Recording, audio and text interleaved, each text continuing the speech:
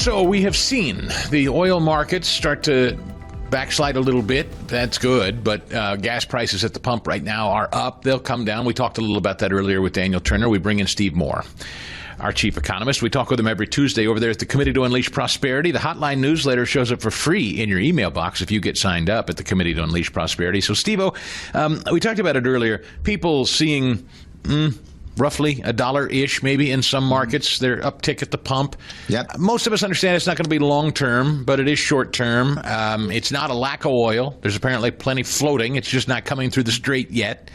What does this do in the short term? I think that's my question for you is what will we've seen the markets backslide a little bit too, Steve-O, but now they're kind of the pre-market levels are up. So what do you see? How does all this hit? I wish I knew, and I could make a lot of money if I knew exactly what was going to happen. But you're right. The gas oil price was at about $55 a barrel before the Iran strike, and then it rose to about $75 a barrel. And then over the weekend, Chris, it briefly went over $100 a barrel as the Straits of Hormuz and all the oil that flows through there was basically blockaded because of the risk of sending ships through that major port where all the Saudi Arabian oil and Middle East oil flows through. And so then starting yesterday afternoon, the price of oil fell substantially to as low as $80 a barrel, which is where we are right now. That's the equivalent, Chris, of about $4 a gallon gas. Now, I anticipate, and Trump has said this many times, and I believe he is true, that we're going to see for the next couple of weeks maybe the oil price at that level. And then as we start to see these disruptions in the global oil supply chains reduced, I think you'll see oil flow right back down to the $3 range that we were seeing a few months ago. So this is good news. Who knows what the future holds for the conflict in the Middle East? But I'm super optimistic, and I want to make other quick couple of points on this because I just wrote a hotline item just before coming on the show about the energy markets that I think your listeners need and viewers need to understand. Number one, do you know what country, Chris, is the number one producer of oil and gas in the world? Oh, wow. I would have. Is it Iran? I would have. No. Or no. It's the United States of America.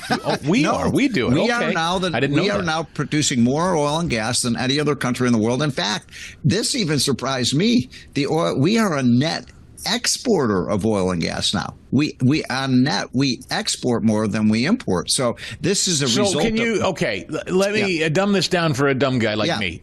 If people hear you say, all right, we're pumping oil like crazy, then why the heck are we held hostage to the Straits of Hormuz? Right.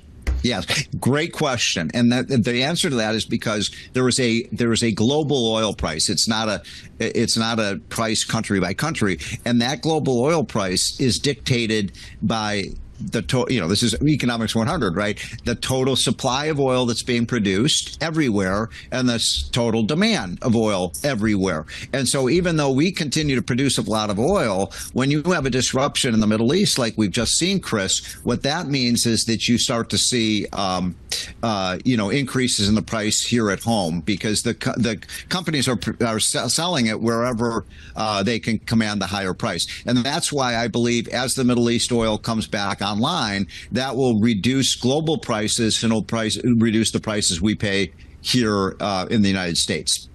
So, for instance, this morning I saw gas at the station closest to my house jump. I mean, I won't say $1, but it was a lot. Yeah.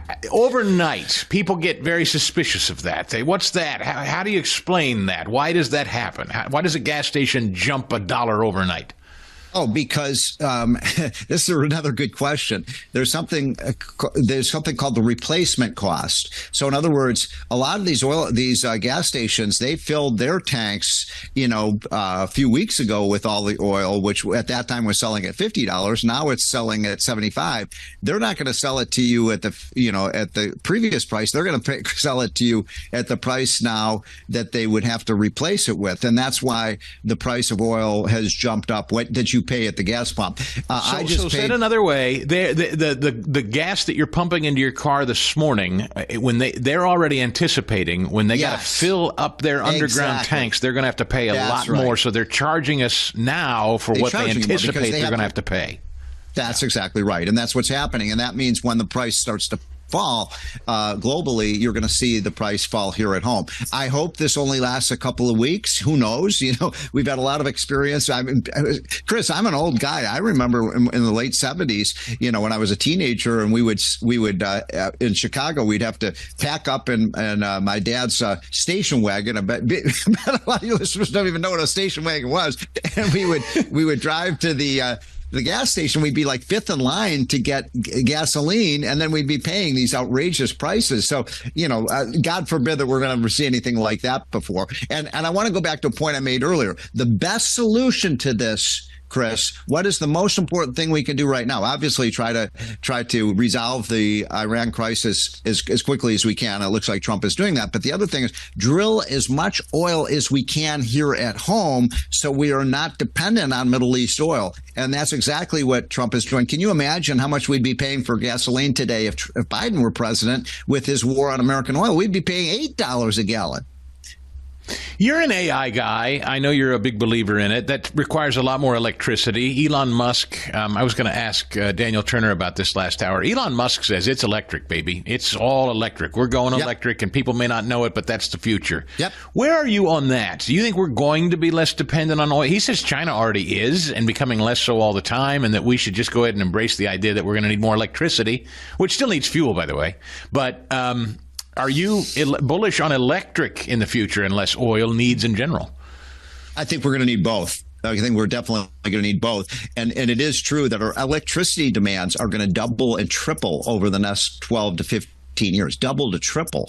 And that's because, these data centers use enormous amounts of energy. Robotics uses a lot, AI. I'm very excited about the future of this. I know people are nervous about AI, but we're going to see incredible in 10 years, we're all going to have our own personal robot.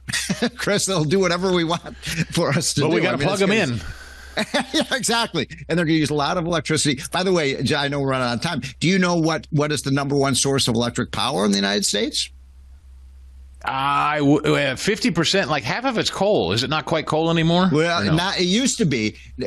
Coal used to be number one. Now it's about 33%. The biggest source of our electric power comes from natural gas, which we have an abundance of, and it's clean burning. So that's part of the drill, baby, drill strategy. And I simply say, I think this is going to be over in about a month or two, and we'll have big gains in terms of the safety and prosperity of the world, and we'll have falling gas prices. That's my prediction.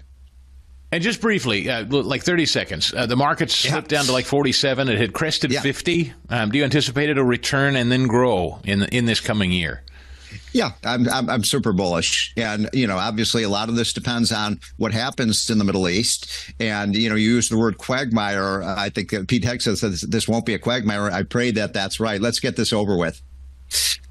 Steve Moore, let's win, our baby. Chief economist. Win, baby, win. Drill, baby, drill. All of them. Steve Moore, thank you, my friend. Great to hear from you. Thank you, Chris. Have a great day. For full shows, live and on demand, it's Salem News Channel.